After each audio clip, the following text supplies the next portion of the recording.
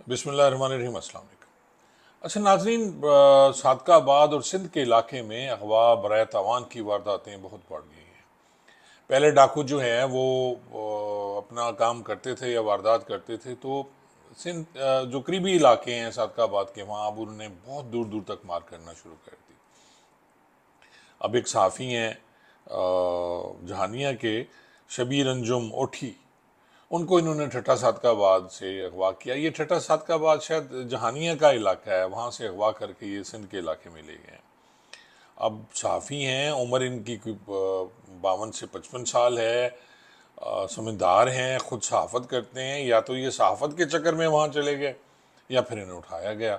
अब इसकी बात का मुझे नहीं पता, ना ही मेरे पास FIR है, पता नहीं FIR दर्ज हुई या नहीं हुई, लेकिन सहाफ़ी साहब गायब हैं और 2 करोड़ इनका तावान मांगा जा रहा है। नाज़रीन, इसके साथ साथ मैं आपको बताऊं कि 12 लोग अगवा हुए हैं जी सादकाबाद से पिछले 1 माह के दौरान, जिसमें 2 हिंदू भी हैं। और जो हिंदू हैं और एक कोई न्याजी है, उसको अगवा किया गया माचका के इलाके से। और वो जो हिंदू 2 अगवा किए गए वो भूंग के इलाके से अगवा हुए, और उनके बदले एक जो हाकिम वल्द नवाब सखानी है उसको, उसकी वापसी का डाकू मुतालबा कर रहे हैं। वो जो काबिल सखानी है वो उसका मुतालबा कर रहा है।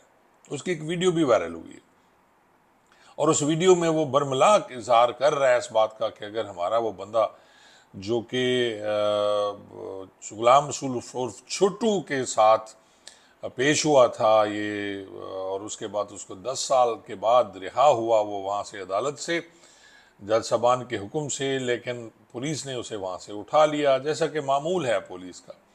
और उसे उठाने के बाद अब इन्होंने रखा हुआ है, लेकिन उसके बदले फिर 2 लोग जो हैं वो अगवा हुए। अभी तक उसे छोड़ा नहीं गया। मेरे पास लेटेस्ट खबर कोई नहीं आई कि वो जो 2 हिंदू अगवा हुए वो वापस हुए या नहीं हुए, लेकिन आप देख लें कि उनके दिल कितने बढ़ गए इन क्रिमिनल्स के, इन जराम पेशा लोगों के, कि अब ये पुलिस मुलाजमीन अगवा करते हैं और या लोग अगवा करते हैं और उसके बदले फिर ये अपने साथियों की रिहाई का मुतालबा करते हैं। सिंध से भी पिछले दिनों ये मैंने 2 दिन कबल एक तस्वीर देखी जिसमें एक कांस्टेबल को अगवा किया हुआ एक डाकू भाईजान ने, और वो मुतालबा कर रहा है कि जी हमारा आदमी जो आपने पकड़ा हुआ है, उठाया है, उसे छोड़ें। और ये तो आपके सामने ही पिछले दिनों जब 12 जवान हमारे शहीद हुए थे पुलिस मुलाजमीन, तो उसमें एक इफ्तार को भी वो उठा के ले गए थे और उसके बदले फिर जो तय हुआ वो दे के फिर उस कांस्टेबल की जान छुड़ाई गई। अभी आज मैं सुबह खबर पढ़ रहा था कि जी यहाँ से जाते हुए, कराची जाते हुए, घुटकी से थोड़ा आगे डाकुओं ने सड़क ब्लॉक की, मोटरवे ब्लॉक की, और वहाँ से 3 आदमी उठा के ले गए हैं। ये 3 जख्मी हो गए उसने उनकी फायरिंग में, और उसके बदले भी वो पैसों का मुतालबा करेंगे। मुझे समझ नहीं आ रही कि ये किस तरह का नो गो एरिया बन गया है। हमारी हुकूमतों को, हुकूमत सिंध को और हुकूमत पंजाब को शायद दीगर कामों से फुर्सत ही नहीं है तो इन लोगों की तरफ तवज्जो दें। लोग उठाए जा रहे हैं, लोग कत्ल किए जा रहे हैं, लेकिन कोई पुरसान हाल नहीं है।